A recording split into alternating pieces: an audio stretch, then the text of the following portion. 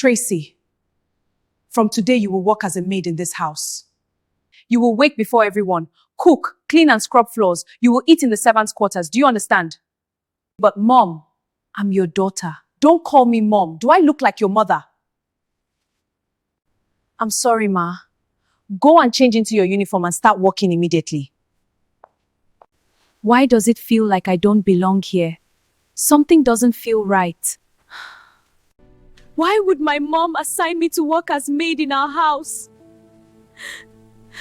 Good afternoon, Ma. My name is Michael. I came with respect to let you know that I have good intentions towards your daughter, Tracy. I want to marry her, and I'm here to seek your consent and blessings. You are welcome, Michael. I will discuss with my husband when he comes back. Thank you, I appreciate it. Why will this wealthy man come for Tracy, while my daughter Jenny is busy misbehaving in Canada? How will I find a poor man and give her out to him? I won't watch her marry a wealthy man. In Banana Island, Lagos, life was soft and sweet. Every morning, the sun rose gently over the calm waters. The roads were clean and quiet. Tall palm trees lined the street, and big houses stood proudly behind strong gates. Expensive cars moved slowly, and security men stood alert at every corner. Everything looked peaceful and rich. Anyone passing through Banana Island could easily believe that everyone there lived a happy life. One of the most beautiful houses in Banana Island belonged to Alex Harrison, a powerful billionaire businessman. Alex was known far and wide. His name opened doors in Nigeria and beyond. He owned many companies and traveled out of the country often for work. Sometimes he was away for weeks. His work demanded his time, his focus, and his presence in other countries.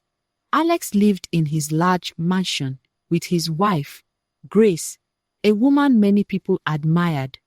Grace was always well dressed. Her hair was neat, her smile calm, and her voice soft.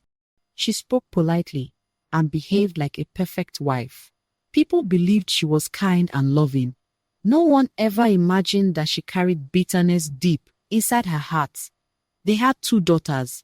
The first was Tracy, who was 25 years old. Tracy was intelligent, hardworking, and very humble. She had gentle eyes and a warm smile. She spoke with respect and never raised her voice. Tracy had been adopted by Alex and Grace many years earlier, when she was still very young. But Tracy never knew this truth. To her, Alex and Grace were her real parents. Years after adopting Tracy, Grace gave birth to her biological daughter, Jenny, who was now 18 years old.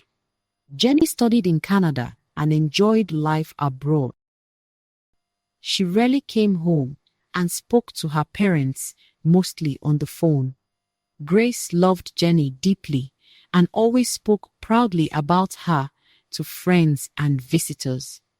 From the outside, the Harrison family looked perfect. But inside the house, behind the polished marble floors and quiet rooms, something painful was happening. As Tracy grew older, her life inside the Harrison house slowly changed. Grace began to treat her differently, but very quietly. It did not start with shouting or insults. It started with small actions that were easy to ignore. Grace asked Tracy to help the maids more often. Tracy, go and assist them, Grace would say calmly. Tracy did not complain. When she was younger, she loved following Loveth, the housekeeper, around the house. Loveth had worked in the Harrison home for many years. She was kind, caring, and gentle. She treated Tracy like her own sister. Soon, helping the maids became Tracy's daily duty. Later, Grace stopped allowing Tracy to eat at the dining table. At your age, you should learn responsibility, Grace said. Tracy was told to eat in the kitchen with Lovett. At first, Tracy thought it was temporary, but it became a rule. Alex did not notice anything. Whenever Alex was around, Grace changed. She spoke kindly to Tracy and acted like a loving mother. But Alex traveled often, and whenever he was away, Grace's true behavior returned. Tracy never complained. She believed serving others was part of being a good daughter. She did not see it as punishment. But to Grace, it was exactly that. Lovers noticed everything. She saw how Tracy was treated differently. She saw how Tracy's place in the house slowly changed. But Loveth kept quiet. In a house filled with wealth and power, silence was safer than truth. 1 month after Alex's big 50th birthday celebration, something happened that Grace did not expect. The birthday party had been grand. Rich friends, business partners, and neighbors filled the house. Music played softly. Food covered long tables. Tracy helped throughout the party, serving guests politely and respectfully. During the party, a man noticed her. His name was Michael. Michael lived in the same estate, just 2 houses away. He was a successful businessman in his 30s. He was tall, handsome, and well respected. He owned a company in Lagos and was doing very well for himself. Michael watched Tracy quietly. He noticed her humility, her kindness, and the way she treated everyone equally. After the party, Michael made a decision. He visited the Harrison house to speak about marrying Tracy. Alex was not around, so Michael spoke with Grace. Good afternoon, Ma. My name is Michael. I came with respect to let you know that I have good intentions towards your daughter Tracy. I want to marry her, and I'm here to seek your consent and blessings. You are welcome, Michael. I will discuss with my husband when he comes back. Thank you, I appreciate it. After Michael left, Grace's heart filled with anger. Why will this wealthy man come for Tracy while my daughter Jenny is busy misbehaving in Canada? How will I find a poor man and give her out to him? I won't watch her marry a wealthy man. And that anger turned into cruelty. She treated Tracy worse than before. More work, less kindness, less respect. Tracy did not understand why. Not long after Michael, another man came. His name was Dennis. Dennis was an engineer with international contracts and local humility. He met Tracy through mutual acquaintances, admired her intelligence, her work ethic. He admired Tracy deeply and came properly, bearing respect and intention, and asked Grace for her hand in marriage. I will discuss with my husband, she said, eyes sharp. You may go. Dennis left disappointed. That night, Grace's bitterness grew worse. Why should this adopted child attract men of substance? While my own biological daughter was thousands of miles away, uninterested in marriage, uninterested in family, uninterested in returning home, Grace's resentment hardened into resolve. If Tracy must marry, she must marry a low life, a man with nothing. Somewhere else in Lagos, a man heard Tracy's story. His name was Richard. Richard was the son of a multi-billionaire who lived in the United Kingdom. His father had passed away years earlier. After completing his studies, Richard decided to return to Lagos to find a wife. Richard had heard about the Harrison family through his late father. When he learned how Tracy was treated and that she was adopted without knowing, his heart was touched. Richard made a bold decision. Instead of approaching the family as a wealthy man, he chose humility. He asked his personal assistant to find out if the Harrison family needed new staff. Then he did something unexpected. He applied to work as a gate man. At exactly 7 a.m. one morning, Richard appeared at the Harrison gate. He dressed simply, looking like a man who had struggled for years. No sign of wealth, no pride. The security men let him in because they needed a new gate man. Grace interviewed him in the sitting room. "I need this job badly," Richard said. Grace believed him. She gave him the job. Now there were 3 gatesmen. Richard worked hard. He never complained. He greeted everyone respectfully. But he was different. He was not there for money.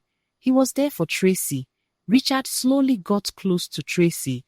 He spoke to her when Grace was not around. He treated her with kindness and respect.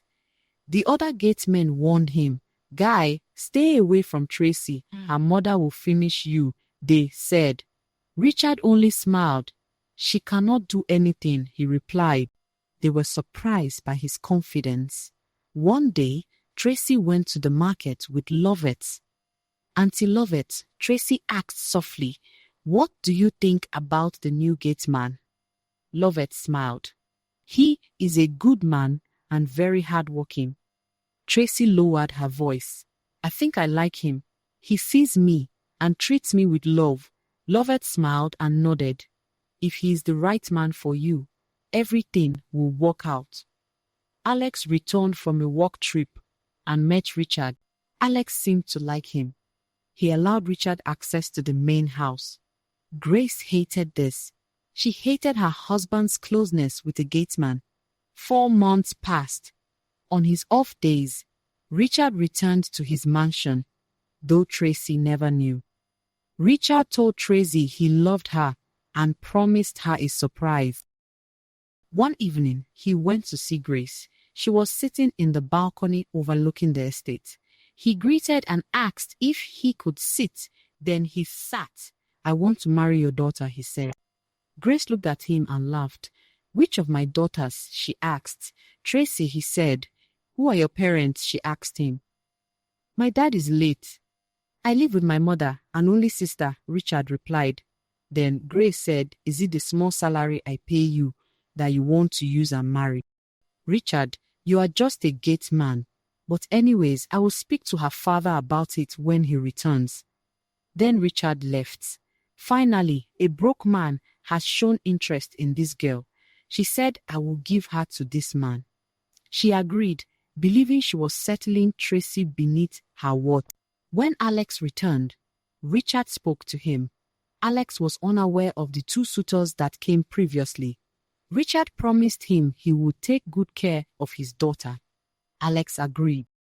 Later that night, Alex asked his wife what she thinks about Richard. She quickly answered, "Honey, I think he's a good man and will make a good husband.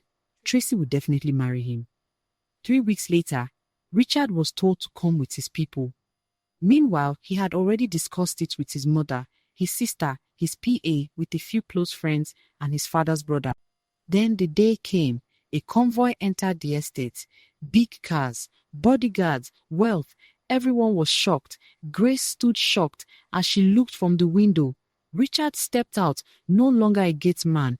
Even the gate men he once walked with couldn't recognize him. He was revealed as a billionaire. Bodyguards packed all the items they came with. In the sitting room, Mr. Alex met with them. Richard introduced his people, and they did all the necessary rites and payments.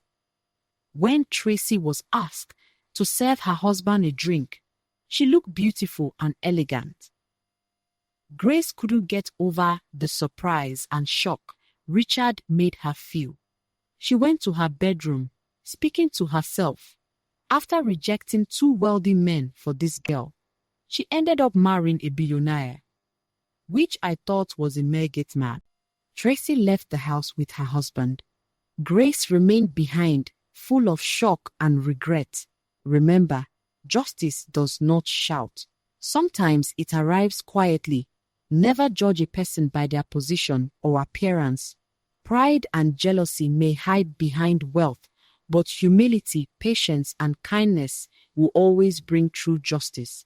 If you enjoyed this story, hit the subscribe button and drop a comment telling us which country you are watching from.